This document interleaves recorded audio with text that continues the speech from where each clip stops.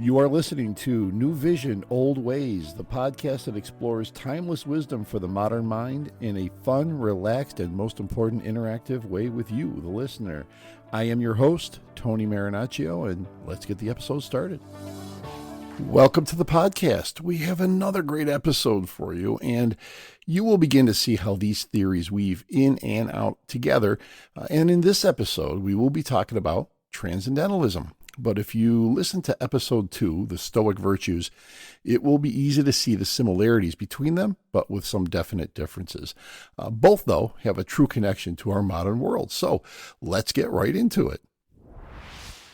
What is Transcendentalism? Well, besides being an extremely long word that I do have to say a lot in this episode, it's a philosophical and literary movement that emerged in the mid-19th century, primarily in the United States, and has left an indelible mark on the way many individuals perceive the world and their place in it. It was led by what are commonly referred to as thinkers, such as Ralph Waldo Emerson, Henry David Thoreau, and Margaret Fuller, who, by the way, is generally thought of as the first prominent feminist.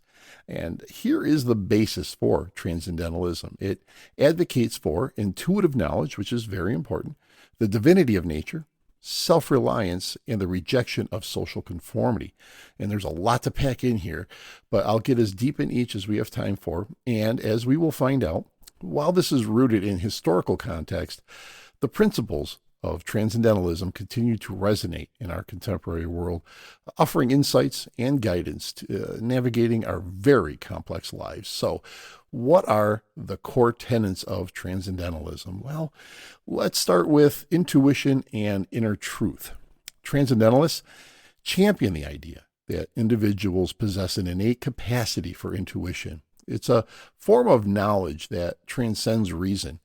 In the modern context, this principle aligns with the emphasis on emotional intelligence and trusting one's instincts in an era where information overload can be overwhelming.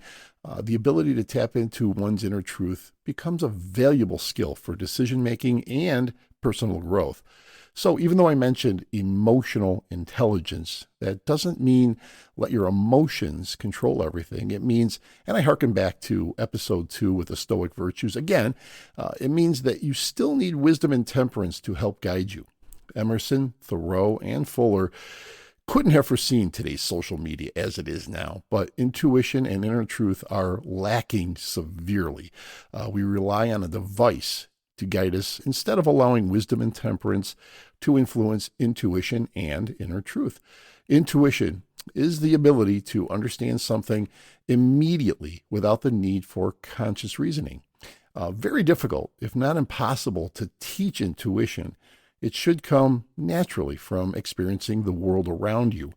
But when several generations now have been stuck in devices, rather than being fully cognitive of how everyday life works, or just the understanding of how to deal with what's happening around you, it's getting so difficult as technology takes over more and more.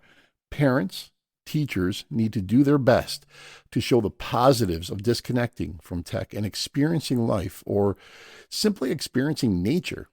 It's so important and cannot be understated. And that leads us to another core tenet, nature as a source of divinity. Transcendentalists have a reverence for nature as a manifestation of the divine. And that finds relevance in today's environmental consciousness.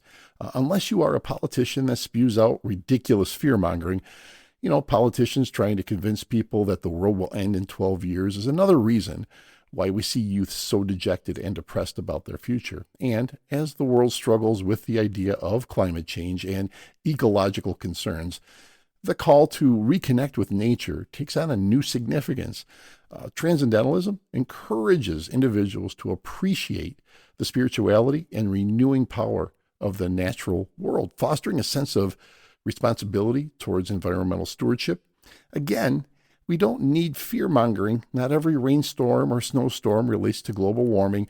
What the Transcendentalists are more referring to is get the hell outside. Listen to what's around you.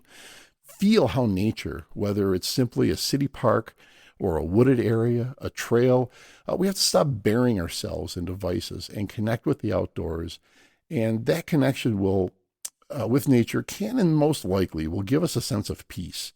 It can give us a sense of renewal and spirituality, especially if you can be comfortable with spending time alone. Even just here and there, being comfortable alone in nature can change how you feel and allow for clear thinking instead of a device or a group of friends or even family clogging up the mind. I know from personal experience that even in my darkest times in life, and we all have them, disconnecting, taking a simple walk, clearing the mind, taking deep breaths can, at the very least, reset the mind, ease tension, anxiety, and give us a renewed hope that it can get better. But to do this, you need, and here's another core tenet, self-reliance and individualism. Emerson's essay entitled Self-Reliance remains a cornerstone of transcendentalist thought. In the modern age of constant connectivity and social media influence, the call for self-reliance and individualism becomes a powerful antidote to conformity. And that could have easily squashed the Tide Pod challenge. But as we see so many times, so many fall victim to fitting in instead of, again, using wisdom and temperance in order to have self-reliance and individualism. The movement's emphasis on authenticity and the courage, another Stoic virtue, to forge one's own path resonates with those navigating the pressures of societal expectations in a digitalized world. But not only in a digitalized world. Take Margaret Fuller, for instance. In 1845, her seminal work, Women in the 19th Century, was published, and that was the first major feminist work in America. Remember, this was at a time when women were to be seen, not heard. Well, she had the courage and the self-reliance and the individualism to write a work that was, to say the least, controversial at the time, but she did it and raised the bar for women and what they could not only think, but what they could say and act upon. Courageous, for sure, at the time in history that would not have happened without her self-reliance and individualism. So all of this begs the question, what are the ways we can apply these concepts to our time? Well, the emphasis on intuition in Transcendentalism aligns with the modern practice of mindfulness, which, by the way, we will be doing a full episode on mindfulness, so watch out for that coming up. But the mindfulness movement's call to be present in the moment, to cultivate awareness, and to trust one's inner guidance speaks directly to the need for mental well-being in an age of constant distractions and multitasking. Take suicide rates and how they are increasing across the board. In fact, 2022 and 2023 were record years. When mental well-being gets constantly pushed aside, it allows for terrible negativity and a complete lack of focus on a positive present and future.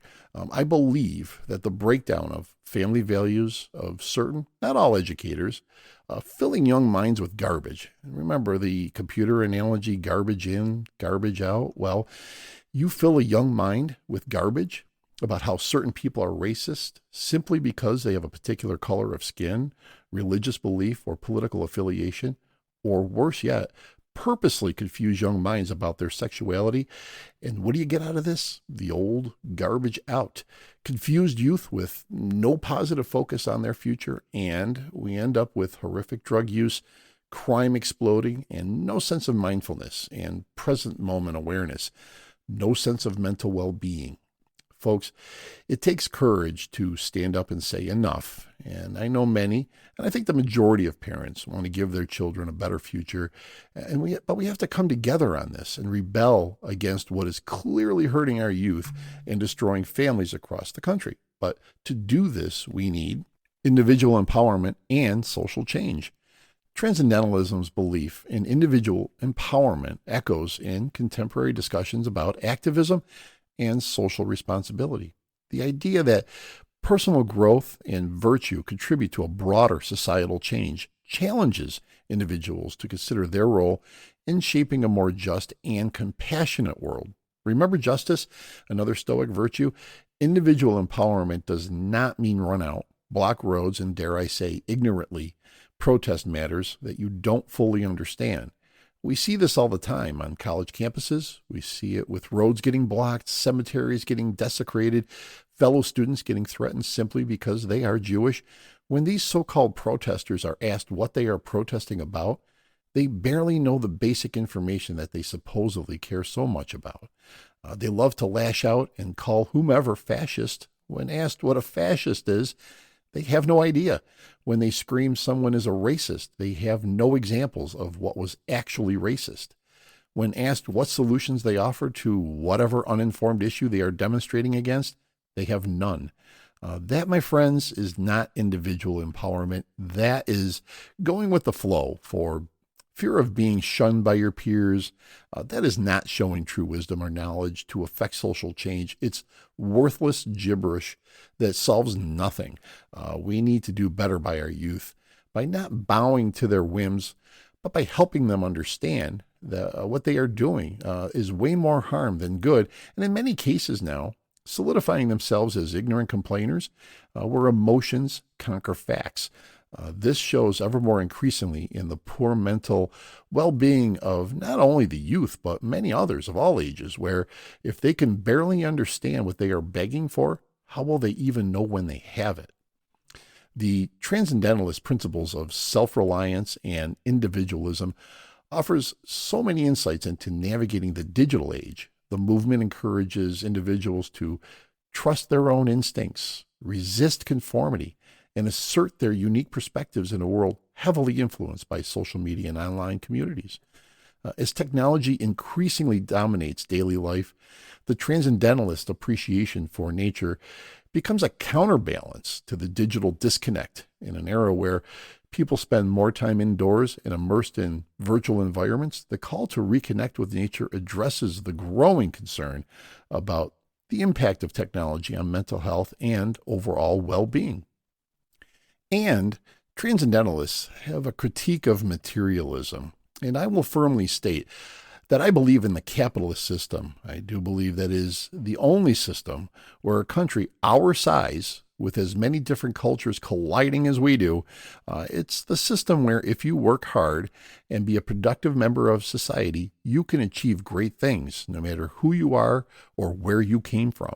But transcendentalists critique the materialistic culture of their time. And remember, that was mainly the mid-1800s. They highlight the spiritual impoverishment that could result from an excessive focus on wealth and possessions. So you do need a balance, a lesson that I have not fully grasped yet myself, but one that I am adamantly working on. So this critique gains new relevance in today's consumer-driven society, where the pursuit of material success often comes at an expense of mental well-being and meaningful connections, human connections.